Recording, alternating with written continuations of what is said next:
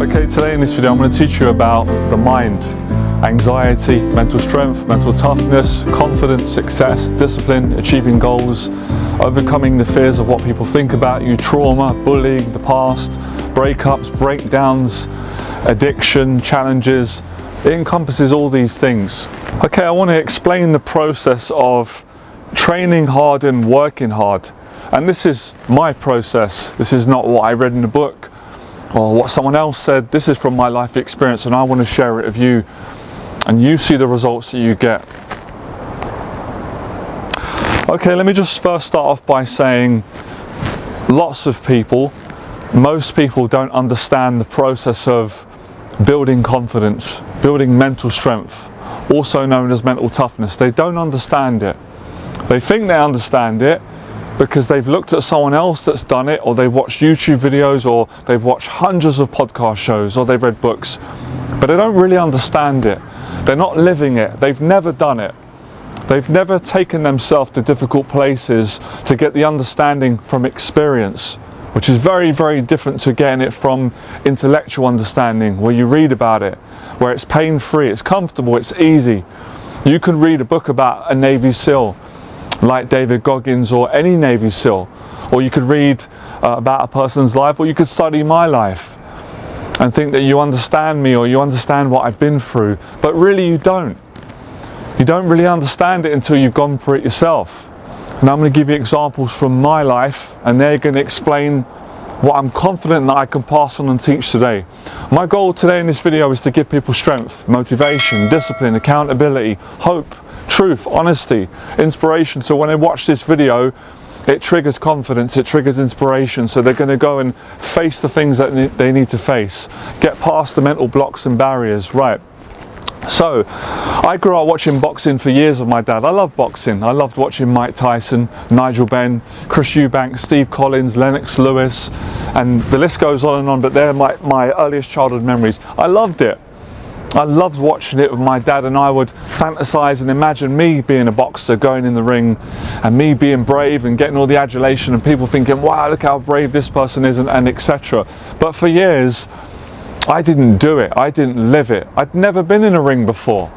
So in my mind, I played all those lies that we build up to ourselves, and we do it. We are arrogant to a large degree. We say, oh, I could do better than that. I could be a world champion. It's all crap. It's all a load of bollocks until we've actually tried and we've done it. We think we can do it. We say we can do it. We read books, we watch people on TV doing it. But until we actually get in the ring, we don't really know what we can do. We don't know if we're good enough. We don't know if we're not good enough. So I got to a stage in my life where I wanted to find out, am I good enough? Can I do it? Do I have the courage? You know, is it as easy as I think it is? I didn't have the answers, because I never went in the arena until I got to a certain point in my life where I realized I have to do this. I have to do this. I have to get past certain demons that have been haunting me my whole life from my childhood, most of which come from bullying, shaming, being judged, being laughed at, or being made to feel ashamed, not good enough, not attractive, not smart enough, poor, broke, less than. Names go on and on, the list goes on and on. So this is something that I felt I had to do for myself. Had to do it. I had to win my self-respect back. I had to face that fear, to feel that I was a strong man or a strong individual, or at least try, because I felt weak for the most part, hopeless, insecure, not good enough, ashamed, etc. So at 20 years of age, I went down to a local amateur boxing gym, and I spoke to them and I started to train, but I didn't do the sparring yet because I was frightened of doing it. I'd watched the other kids do it, but eventually the time came and they put me in the sparring, and when I got in the situation, I was frightened. I panicked. I was terrified actually. I was surprised how frightened I was, being that I'd grown up on a council estate and I'd been in lots of street fights that were frightening as well, where people tried to bully me. Right, so I'm not saying that now to say like try and be a tough guy. I'm not a tough guy. I'm not trying to be. I'm tough in life in the right way and being a good person. But back then, that's how I felt at that particular time. So obviously boxing was different to fighting on the street. It was different to fighting in a school corridor. it was very, very different and very challenging, especially going in with a skilled boxer. And I wasn't a skilled boxer, I was a complete novice. So I tried street fighting in the ring and it didn't work for the most part. I felt embarrassed, I got humiliated and I couldn't land a shot, and then I got dropped, I got put on my backside by a boxer that was younger than me, put me down, and I got up and I was dizzy, hurt, tired, and the trainer stopped it and came over and said to me, look, we don't do street fighting here, boxing's different, so I don't know what you're trying to do. Obviously I was humbled because I came in like I described earlier. I didn't think I was, but looking back I came in arrogant, wet behind the ears, and I thought I knew it all and I didn't know anything, because I'd watched boxing, but watching boxing and doing boxing is two entirely different worlds, like anything. So after that experience I came out with some new knowledge, and then it was like, what am I going to do with this knowledge? So that's an example, let's hold that. Public speaking. For many years growing up I always wanted to be a speaker. Speaking was my biggest fear. I got criticised for speaking, I got judged. That's what caused pretty much all my anxieties and mental health problems. But nonetheless, I enjoyed speaking when I had something good to say, when it was positive, it was honest, or it was expressive, but I was frightened to do it. Because the last time I spoke I got laughed at, criticised, and it broke my heart, and it made me have mental health problems, depression, panic attacks, anxiety, self-hatred, self-disgust. It caused all that, so I was so frightened of experiencing that negative experience again that I shied away from public speaking for many years. Then I listened to Les Brown, who changed my life and inspired me to go back into those places that I was frightened to go back into, because I failed when I did try.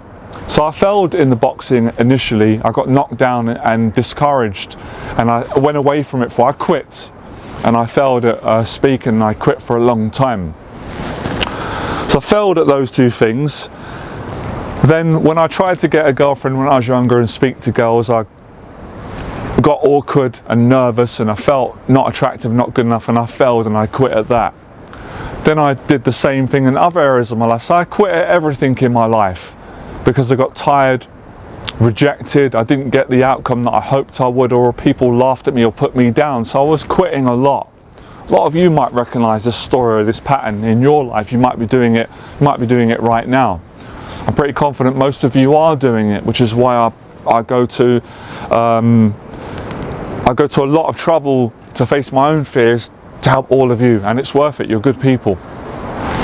So I failed at most things in my life. I always failed for a certain period because of not having the mental tools, the mental strength, and the courage and the guts and the dedication and the commitment to keep going until I get there, until I succeed, and to work through the pains, the tragedies, the criticism, the inevitable criticism of other people when you're striving to achieve something great. I never went to a certain point, because any time I got close there it got painful and I threw the towel and I quit. I told myself that's enough, can't handle any more. Made a ton of excuses and probably blamed others, which I did, projected and didn't take responsibility.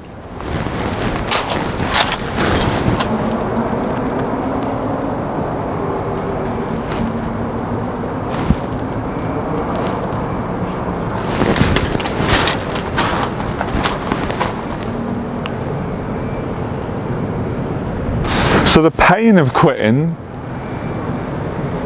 in the long run hurts more than the pain of continuing. So let me give you an analogy, an example, which will really make you understand this. So lots of people start YouTube in hope to be successful and get viral videos or make impact or make money or just to be successful on YouTube. Brilliant. But they quit when they don't go viral because they get discouraged, they get impatient, they take it personal. And they don't get the views, the subscribers, the attention, the love, the likes, etc. They quit. They think that's the better decision as opposed to continuing and working day in, day out. I don't care how long it takes. They compare themselves to people that are superstars on the internet, the influencers. And then they say, well, I'm not good enough, and they quit. And they think that's a better decision. But the pain of quitting and living with regret later on will eat you up alive, it'll eat your soul alive. If only they continued, and I've done this successfully, Well, on YouTube, I had periods of failing, working hard, not making anything. But because I succeeded, I have the tools. I've got the experience. I've physically done it, as a lot of you know, or some of you may not know, but you know now. So I've got that reference point, and I've done it. I have those tools built in place. Looking back to boxing, it wasn't my destiny to be a boxing world champion, but it was my destiny to get something out of boxing, which I did, and that was courage, confidence, respect, discipline. And those experiences I had when I got beaten in sparring, humiliated, I came back with a vengeance, got back in the ring, and didn't get my ass kicked some ass back, and eventually had a boxing match. I did get beaten in my boxing match, but that wasn't really the goal. The goal was to have the courage to do it and go out and risk losing. So I lost the fight, but I won the war. So I got what I wanted in the end, and boxing gave me the confidence to go on and pursue what I was born to do, and that's teach, and that's speak, and that's to live a great life and transform people's lives and to be a better person in all areas. So boxing gave me the confidence to do what I'm doing now. It was one of the things. It gave me the tools. It's helped me to get through many difficult things. It's helped me to achieve little personal goals that are personal to me, and really big goals, and it's helped me to help other people be successful financially, mentally, emotionally, spiritually, with weight loss, with overcoming social anxiety. The list goes on and on. Are you guys starting to see the story that I'm telling through my life and how it will inspire you? So it's here, it's mental and emotional. So when I'm doing the training at the moment, the running and the weight loss, is to share the second part of my story, to inspire and motivate people, to give them the tools, the process in which a person builds mental strength, self-confidence, discipline. All these names are brilliant, but they all really describe the same thing: strength of character, strength of heart. I'm listing all the names here. You need these things if you want to be successful in business, in boxing, in YouTube, in life, with weight loss, financially, whatever you want to achieve. To believe in yourself, you need strength. You need mental strength, you need emotional strength. And how you can get it is, I'm explaining it now in this video. So sticking to something long term gives you mental strength, mental toughness. I say different words because I know that different words mean different things to different people at certain points and times in their life. Because I might say confidence, I understand what that means to me. Some of you might not understand confidence as also mental toughness or discipline. So all these things, discipline. I never had the discipline for the first 15 years of my life to stick things out because I wasn't strong enough. I lacked character. I was frightened. I was insecure. I cared more about what people thought about me than I cared about myself. I didn't have the guts. Now I do. I train every single day to build mental toughness, gratitude, discipline, character. If I don't do this work every day, I'll start to become mentally and emotionally weak, or I stay at a certain level and I can't get people to the next level in their life. And I don't enjoy my life if I'm not challenging myself and working hard. So working hard at anything makes you mentally and emotionally stronger. And the reason why I've been deviating into different areas, because I'm so passionate about this. It means so much to me, and it means so much to me to help you, and it helps in every area. So I've built a successful business through the same process that I've put myself through in boxing, in the amateurs, what I learned from boxing, what I learned from myself. So I wouldn't be ignorant and arrogant to say, oh, I just did all this by myself. This is all my knowledge. It's not.